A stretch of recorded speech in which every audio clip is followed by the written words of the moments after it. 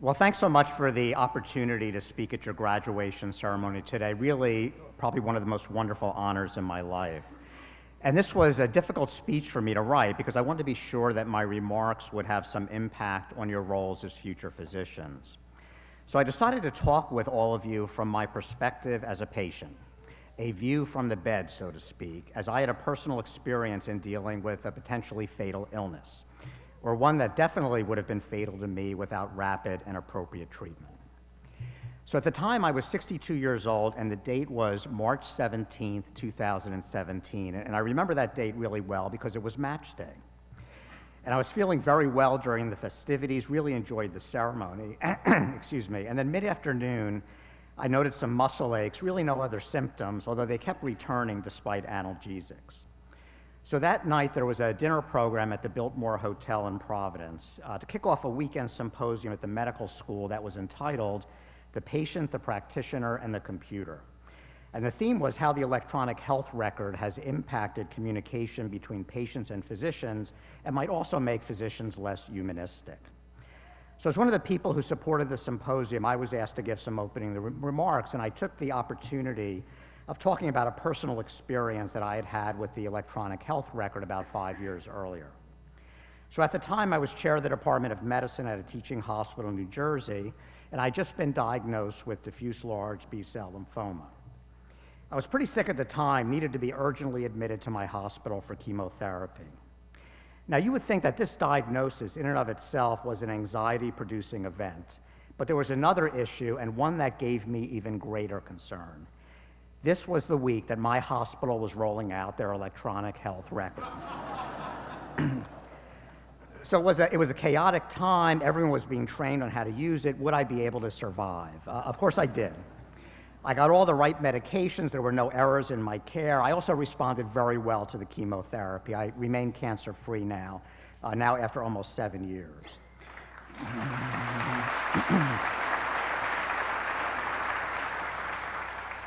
So I decided to tell the audience of the conference about one particular experience regarding the hospitalization, because after discharge, I, of course, decided to go into my hospital record to review my chart. So on my initial history, there was a question. The question was pregnancy. And the box checked was patient denies. Now, that's actually an issue on two levels. The first, I hope, is the obvious one, but the second is that no one ever asked me if I was pregnant. And this highlights a potential issue with the electronic health record. I'm going to talk back to this a little bit later. But now back to March 17th, 2017 at the Biltmore. So about 30 minutes after my remarks during the keynote, I started feeling lightheaded, was sweating, a little nauseated, definitely feeling like I was about to pass out, so hurried out of the banquet hall into the lobby. I didn't lose consciousness, but fell to the floor, and I just thought it was some sort of vasovagal response, not sure to what. I think people attending the keynote noticed something was wrong, and a number of the doctors followed me out. So if you're going to pass out, the best place to do it, by the way, is at a medical conference. So my pulse was difficult to palpate, was fast, really no other symptoms. Fire rescue was called after an intervention by Dr. Schiffman, and I was loaded into the ambulance and taken to the ER at Rhode Island Hospital. I was feeling fine by that time, still some generalized muscle aches, but really nothing else, no headache, stiff neck, chest pain, nothing. My only medications were aspirin, and I took valsartan for hypertension. I'm allergic to kiwi, but I hadn't taken any since 1989. No one actually asked me about drug use or sexual activity, probably because they were afraid of what I might say. After all, I was a teenager in the late 1960s. I had received my yearly influenza vaccine the previous November, and I'd gotten the pneumococcal vaccine as well. So examine the ER, my temp was 99.9, heart rate 101, respirations 14, my blood pressure was 111 over 72. We're going to just get into it, so we want to be sure you're prepared for residency. My pulse ox was 99% on room air, all essentially normal, although my pulse was a little faster than usual. My lungs were clear, nothing abnormal on my exam. My labs were pretty normal too, except my white count was up about 16,000. Chest x-ray, EKG were normal. The emergency room attendant came to see me, indicating there did not seem to be any obvious source of bacterial infection or anything else. I told her I still didn't feel quite normal, and after some discussion, she decided to admit me with plans to have me monitored and check my lab studies in the morning. She said there did not seem to be any reason for administration of antibiotics, so since I'm an infectious disease specialist, I concurred.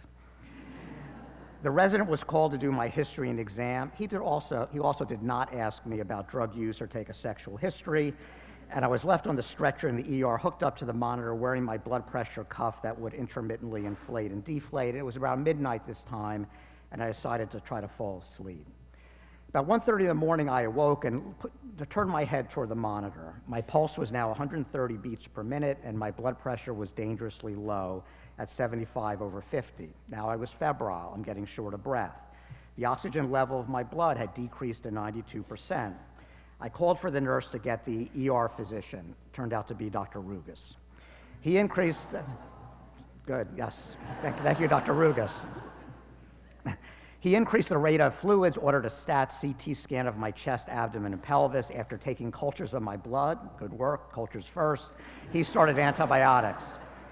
The CT scan, I wouldn't have let him start them without the blood cultures. The CT scan showed a new right lower lobe pneumonia, but was otherwise normal. And after 4 liters of fluid, my blood pressure was unchanged, still dangerously low.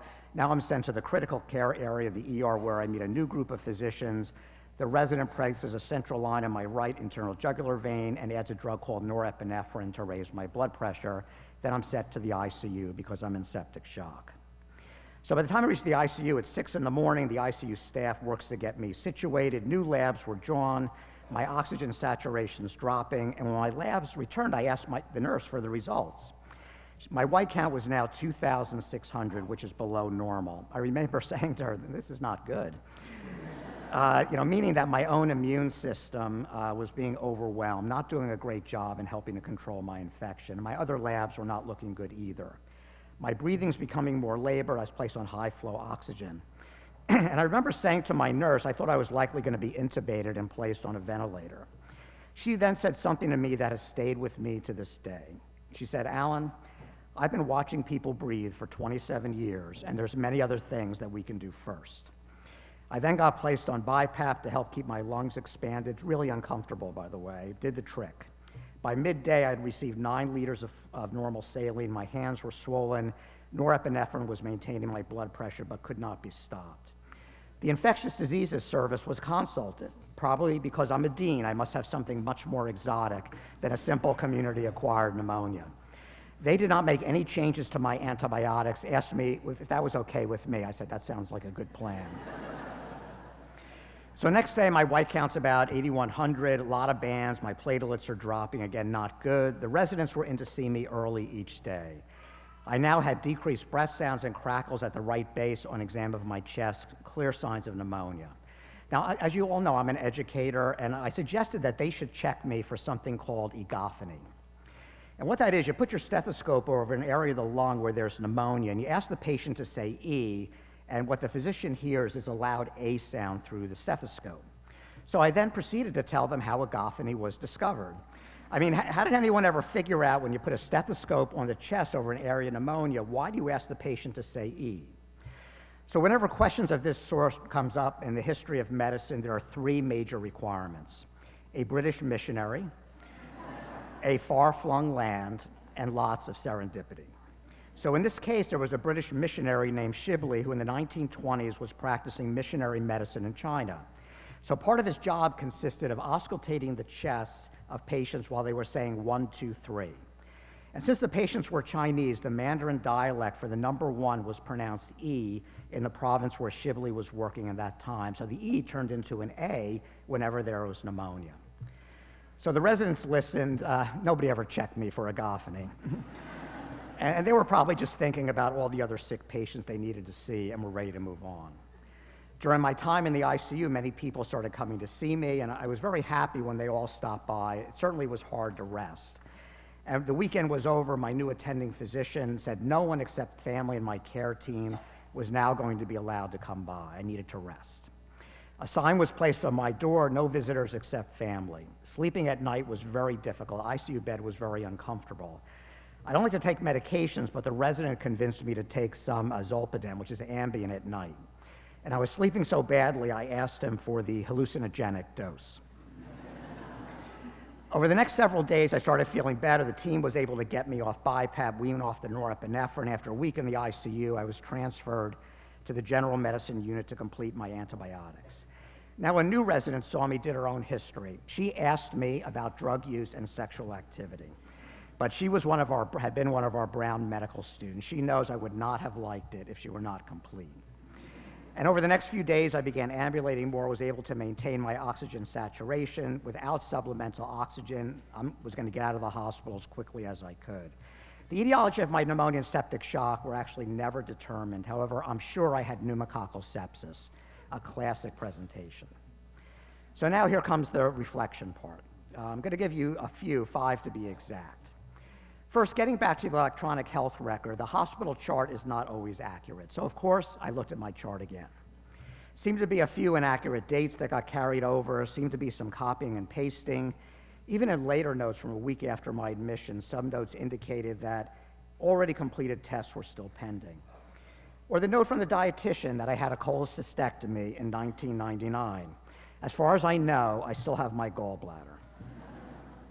I did, though. I had a vasectomy in 1999. Well, they're both ectomies, right? Close enough.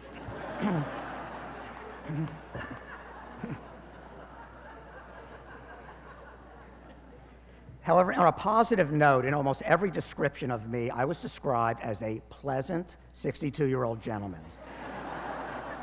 And that made me happy, and I think that was accurate. So the message to all of you is to be accurate and complete in the health record and rely on information that you personally take from the patient. Second, and with all due respect to everyone else, and of course acknowledging that the approach to a patient's care is a team effort, the nurses are the most important people in the hospital. They spent the most time with me, gave me great care, especially in the ICU. The nurses are the heart and soul of any hospital.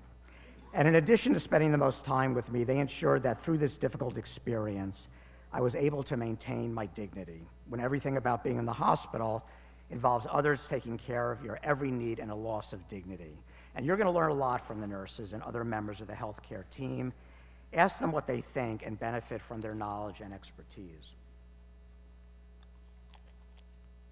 Third is that recovery from a serious illness takes a long time. So a friend of mine is head of critical care at the National Institutes of Health, and he sent me a note during my hospitalization. And he made several important points. The first was that physical rehabilitation is a lot harder than it appears in terms of returning to the original state of activity. And to be honest, I did not think it would take months to feel better, but he was right.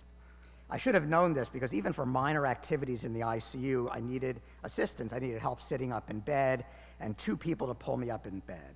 And for weeks, almost doing all activities was a strain and quite stressful. His second point was that cognitive abilities take weeks or months to recover. I didn't initially believe that either because I was awake and alert throughout my hospitalization, although most certainly had periods of hypotension and hypoxemia. I would say that I was not back to normal for about 3 to 4 months. Fortunately, because I'm a dean, I have a job that does not require intact cognition. Right, Dean Elias? Oh, okay, yes. Perhaps I was even better at my job. Of course, I decided not to do any patient care until I was ready, wound up not doing my inpatient time that was scheduled in June. Fourth, I want to talk about impact on others. So this was my major concern during my hospitalization and relates to my wife's illness. So about 15 years earlier, she was diagnosed with a disease called idiopathic cerebellar degeneration, which has progressed over the years, leaving her wheelchair dependent. On top of that, she's had multiple strokes over the prior 3 years, which have made the situation even worse. In fact, before my illness, she had spent a week in the hospital, then 8 weeks in rehab after her 4th stroke. And I'm her primary caregiver and need to spend my first day in the ICU arranging for extended home care for her. And that experience, I think, helped me to understand how hospitalizations can disrupt people's lives to a greater extent than I had previously imagined. And my wife, now my health, was my major concern. And I was worried what might happen to her if I did not survive. It really put things into important perspective for me. Finally, were there any positive aspects to all of this? One was that I was overweight. I wound up losing about 15 pounds. It was really embarrassing to look at my chart and see that my body mass index was elevated and it was in red numbers followed by an exclamation point. The other positive aspect relates to my family. As you can imagine, my two major illnesses have had a significant impact on them, but also in some positive ways. Our family has always been very close.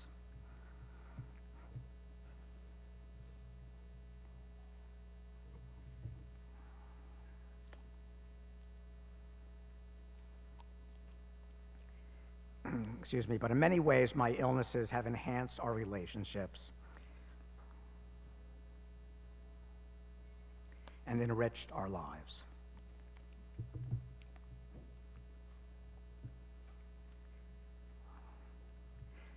So I'm truly fortunate in this regard. We cannot always say the same for many others whose lives have been devastated, who do not have the emotional support they need in order to recover.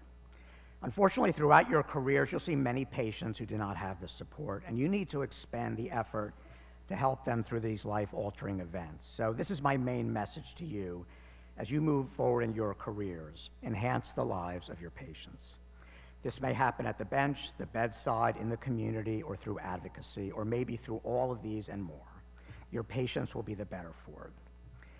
Well, that's all I have to say, and hope this summary of my experiences and reflections were useful. Remember, I will always think of each of you as one of my students, no matter where life takes you. My best to everyone. Thank you.